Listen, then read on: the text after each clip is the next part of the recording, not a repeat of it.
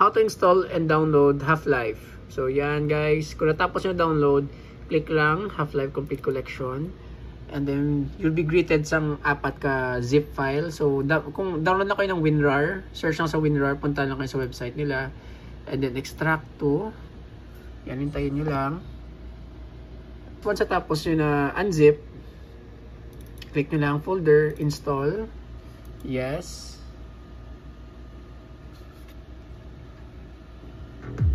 So, click nyo lang vibes para mag-off ang music. And then, magpili kayo kung saan nyo install ang game. So, akin, I always put it sa D, game installer. Kayo na bahala kung saan nyo lagay ang game nyo. So, dito, desktop, I check. Start menu folder. Sige, check ko na lang yan. And then, install. Okay, tayin lang natin magtapos. Tapos na guys, nakalagay na install completed. Press natin exit and then Half-Life. Itong icon nyo. So, open na natin. Yes.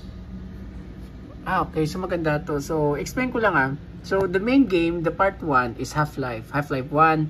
Ang Half-Life Blue Shift, yan ang game na sa perspective ka ng security guard ng Black Mesa. And then, ang opposing force, yan sa perspective ng ng Marines na pumunta para i-wipe out ang nangyari sa Black Mesa. So, ang Half-Life Prospect at Source, hindi ko sure kung ano yan. Baka ng mga modded. Half-Life Source Enhanced. So, baka mod yan. Half-Life 2, ang part 2 ng Half-Life.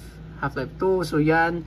Continuation ng story. Half-Life 1, Episode 2. Half-Life 2 Year Long. And then, yan. So, if you're a big fan sa ganito na series, big plus to. So, guys, open na natin ang Half-Life, ang original. So, allow. Okay. Nandyan na. Okay.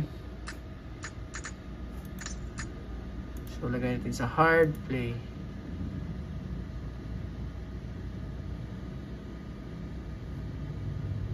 Okay. Gumagana na guys. Good morning and welcome to the Black Mesa Transit System. This very nostalgic. Is provided for the security so guys, and convenience of the Black. Thank you for watching and I hope may natutunan kayo. And if you're, kung may mga suggest kayo na games, feel free to comment or send me a message sa page ko. Peace!